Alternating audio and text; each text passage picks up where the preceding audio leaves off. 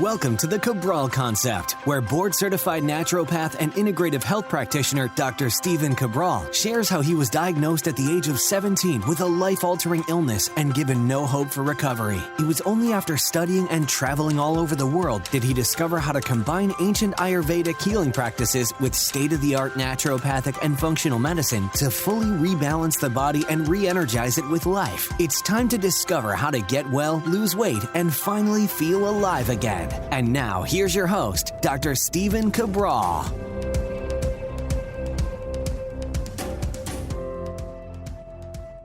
Welcome, everyone. Glad you could join me here today on episode 2399 of the Cabral Concept. Today, we are going to share with you the absolute best time of the day to drink your coffee or tea or other caffeinated beverage, and all the pros and cons of having it before food, after food, with food, and also where you're getting the majority of your caffeine from. So hopefully today is a fun show. As I always say, do feel free to share the show with anyone you believe it could serve. Really looking forward to getting into today's topic. Again, most of the topics for every single show, you know it's a daily show here on the Cabral Concept, come from our community. So anytime you have a suggestion for a show, just leave it inside of CabralSupportGroup.com. The amazing Michelle sends along all of your suggestions, and oftentimes they become their own show, such as this one.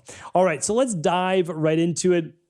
It's interesting because caffeine is something that we've been using now for thousands of years, for sure, as humans. It's gotten more and more, I would say, processed over the years, so much so that we actually know the chemical compound and we can actually make it into a pill now, which some people use.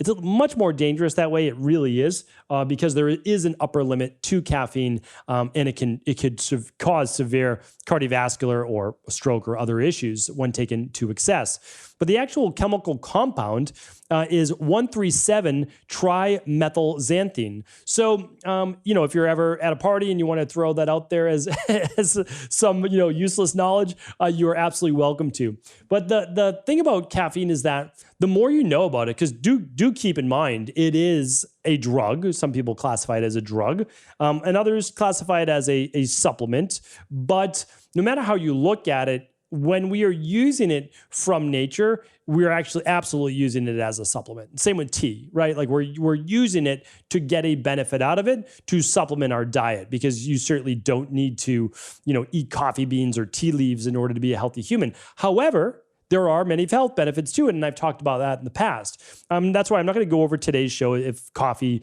breaks a fast, or I have lots of shows on that, and I'm going to try to link them up for you here today. And by the way, whenever I say coffee today, assume I mean anything with caffeine, black tea, etc.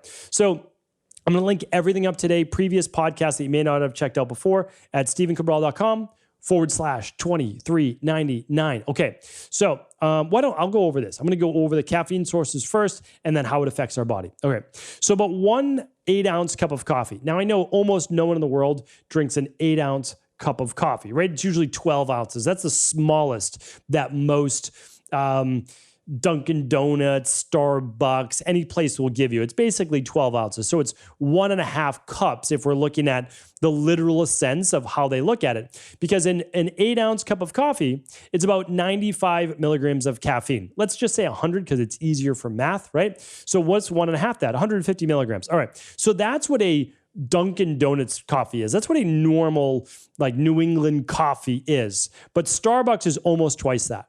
So for their tall, it's 272 milligrams of caffeine.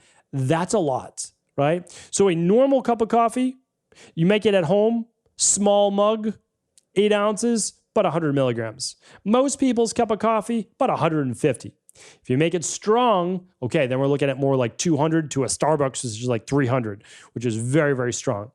Espresso's not as strong. So one shot of espresso, but 1.5 ounces is 65 milligrams of caffeine. Honestly, it could be anywhere from 50 to 75, but it's less than coffee. So just to let you know that. And I have a podcast that I hope you do check out. It's the healthiest way to brew coffee, because espresso, believe it or not, is not the healthiest way to brew coffee. I share with it on that show. Cup of black tea, anywhere again from 50 to 70 milligrams of caffeine. Soda is going to vary wildly. It could be anywhere from a 50 to 100 milligrams of caffeine. It depends if it's like Coca-Cola, Pepsi, maybe on the lower end, to something like Mountain Dew or Jolt or something like that, which may have more, right? Okay, so chocolate. A lot of people are eating chocolate and not knowing that there's caffeine in that, right? Now, typically, I shared this actually on yesterday's show with high antioxidant foods, but chocolate, the higher the percentage, meaning greater than 70%, the better it is for you in terms of antioxidants, but also the higher the caffeine amount. And in a 1 ounce, only 1 ounce of chocolate's not a lot of chocolate, but 1 ounce of chocolate contains about 24 milligrams of caffeine, right? Where milk chocolate has about a quarter of that. Why? Well, there's about a quarter of the chocolate in it. That's why. So again, these things, I think sometimes they try to create like shrouds of mystery around them. No, it's the more chocolate, pure chocolate you actually have, well, the more caffeine you're going to have. So just keep in mind, having chocolate before bed, not the best idea. Okay. I'm not going to get too much into other types of like energy drinks because honestly, they vary wildly. Could be most energy drinks that I've seen are 200 milligrams. I've seen some that are now going to the lower end at 100 milligrams, which I really like. I think 100 milligrams, if you're going to do an energy drink, that won't spike your adrenaline to the degree that a lot of these others will, that I'll be talking about in one moment. But most have 200 to 300 milligrams of caffeine. So again, you can get them in supplement form. Typically, supplemental caffeine inside of a white pill is going to be 100 to 200 milligrams. And they typically will never go above that. And the reason is that the upper limit that is recommended for people for caffeine today is somewhere between 200 and 400 milligrams of caffeine a day. It used to be, I believe, 300. I believe that they've recently raised it to 400. I think we want to be careful with that upper limit number, but that's equivalent to about 2 small coffees per day, right? So that's what it is. 2, I believe, is that 2? Well, it's 4 8-ounce coffees per day. So that's 32, and 2 12s is 24. No, so it's going to be like 2.5 of like your, not Starbucks, but let's say a Dunkin' Donuts. But again, that's the upper limit. That doesn't mean you should reach the upper limit. It just means like that's the upper limit tolerable for safe caffeine. Now, I will say that caffeine is really never safe ever for pregnancy. It's not. And that's because women don't actually metabolize caffeine as well when they are pregnant. And during their last trimester, I believe the half-life of caffeine is anywhere from 6 to 9 hours, depending on your genetics. Could be even shorter if you're a fast metabolizer of caffeine. But for women, while pregnant, I believe it's like 15 hours it takes them to actually metabolize caffeine out of their body in their last trimester. So be really careful with that. Can't recommend it. Can't recommend it for children either. Children, basically non-teenagers. Can't recommend caffeine at all. And anybody who has anxiety, worry, nervousness, overwhelm, more of a catabolic body type, more of a vata body type, or if you get an accelerated heart rate, you don't want to be drinking caffeine at all, like at all. You can do decaf. In decaf, there's still anywhere between 5 and 10 milligrams of caffeine per cup, but obviously it's very, very low. However, sensitive people may still feel that as well. All right, so super important. Last couple things. Before I just give you the when to have it, because I think all of this helps, that caffeine has a peak about 45 minutes after you drink it. All right, so say you consume it at 8 a.m., about 8:45 a.m., it's hitting that peak, and it will stay elevated at that peak or pretty close to it for up to 2 hours. And again, it depends on your genetics and how quickly you metabolize caffeine, how well your liver's working, to be truly honest with you. So you have your genetics and you have your liver, because caffeine actually has to be broken down through the conjugation pathways in the liver. I won't get into that today. If you want to know more about detoxing, you can go to stephencabral.com/ I believe it's detox-course. It's a free course. Or just go to stephencabral.com/courses. It's a free course on how your body detoxes, which is like one of the most important things that you could absolutely learn.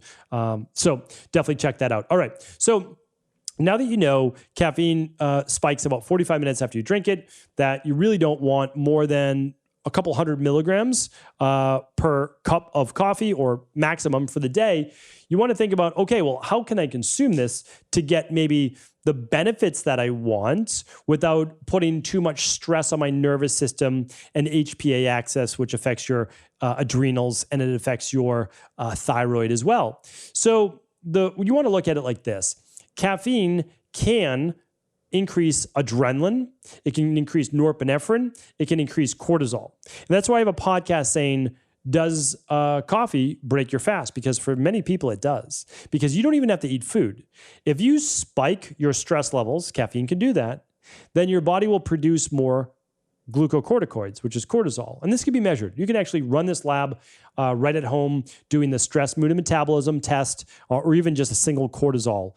And again, you can find those at stevencabral.com/labs if you want to check out how to run those right at home. Pretty easy, straightforward to do. So I think that is really beneficial to start to know your own body. And if it spikes your own blood sugar, you can just use a simple glucometer right at home. Or if you want to get more in depth, of course, you can use a continuous glucose monitor for a month or so to be able to track your actual levels of consuming caffeine. But I've recommended this for many, many years now. And it's truly more of an Ayurvedic-based approach. And caffeine, and I just put up an Instagram video on this not too long ago, maybe a couple weeks ago, if you're following along on social media, that anytime I consume coffee or caffeine, it's always after a meal. And I've taught this to my clients now for many, many years. So the reason why I recommend having caffeine after the meal, if you're going to have any caffeine at all, is that it blunts the stress effect on the body, which means you're not going to get the same degree of cortisol or adrenaline or norepinephrine spike. And number two, it actually aids in digestion, right? So there's two things that happens. So, well, I should state that the only way that you would slow down the digestion and absorption of the caffeine would be food in the stomach. But it has to be not just any ordinary food. It would have to be protein and fiber.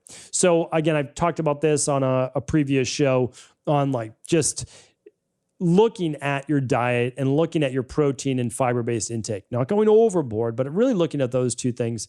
And let me see if I can find it for you. It's episode 2385. I talk about this, not in regards to caffeine, but really it's in regards to overall health. Because what's happening is you're improving satiety through the thermogenic effect of food, meaning like food that's a little harder to break down.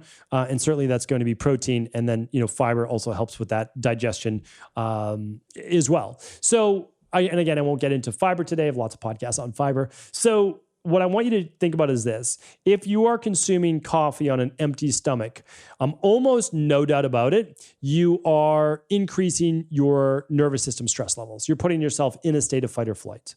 So I would consider coffee and caffeine, and again, put in tea or energy drinks there, guilty unless proven otherwise, meaning like that it's not actually doing that to your body, because that's its job. The reason why you get that alertness, the reason why you get that focus or that energy is because you're actually spiking stress levels in your body. You're pushing your body more towards a fight or flight. That's also why I say be careful with the amount of caffeine you take in. You really want to take in what I would consider the minimal dosage for best results. So, for example, if you feel that one shot of espresso around, let's just say 70 milligrams of caffeine, or one green tea around 40 milligrams of caffeine is enough for you, you don't need to do more.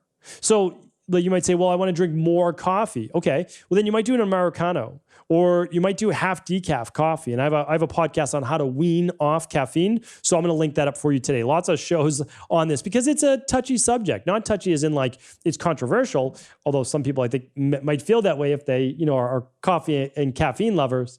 But a lot of the benefit comes from the antioxidants, again, which I talked about in yesterday's show. I didn't even name caffeine, but it's the number one place that people get their antioxidants right now. So that's why you're seeing a lot of benefit for cardiovascular disease, Alzheimer's, diabetes. It's really not because you're getting massive amounts of caffeine in. It's because you're getting a lot of antioxidants in, and that helps the endothelial tissue and so much more. And so that's why, again, I'm not telling you not to drink coffee. I'm saying be careful on your upper limit of caffeine intake. You can still get the benefits by doing a decaf coffee. If you're doing decaf, always make sure it's organic and Swiss water processed, because if not, there's just going to be way too many chemicals. And then you can also check out my show on the healthiest ways to brew coffee, and that will certainly give you a one-up as well in terms of overall health. So in an ideal world, you're going to want to consume it after breakfast, certainly before noon or 1 o'clock. And the reason is that it can have up to about that 9.5 hour half-life. So if it's at noon, well, 9:30 p.m. for some people is where the final amount of that caffeine has actually been metabolized and removed from the body. So just think about that. Nothing, I would say, really after a lunchtime coffee. If you do a lunchtime coffee, could you do half decaf? Could you do all decaf? That might be nice. And then when you're having your AM coffee, try not to just spike it, spike that nervous system, that adrenaline first thing in the morning. Try to wait a while after waking, or have it after your breakfast for even better results, because it is going to slow that absorption. I'm going to link up a Harvard study from the Nutrition Science Division that talks about the absorption of caffeine, and a lot about what I shared here today, because again, I always like to back everything up through good scientific research. All right, hopefully this was helpful. Thanks everyone for tuning in. I appreciate you. All those show notes again and studies are at stephencabral.com/2399. Take care. Did you know that the body really only becomes sick or imbalanced in only 2 ways? Over time, you become deficient in vital nutrients, and you also accumulate toxins internally and from the environment. As those nutrients diminish and you increase your total toxic load, your body then begins to show the first signs of dis-ease. It's actually quite predictable, and the good news is that if we know how you began to fill up that proverbial rain barrel, we also know how to empty it to begin the healing process. I was fortunate enough to learn this ancient healing process from my mentor after suffering from debilitating diseases for close to a decade. It was only when I began to implement these techniques did I finally overcome my illnesses and go on to live a life of energy and vitality that I now enjoy. I'd like to share with you now what I discovered after traveling all over the world and how to combine the best of ancient healing wisdom with state-of-the-art science. Allow me to teach you exactly how I've been able to help over 250,000 people to empty their rain barrel and begin to transform their body and lives into what they've always hoped they could be. To get your copy of the international bestseller, The Rain Barrel Effect, simply go to stephencabral.com/rainbarrel.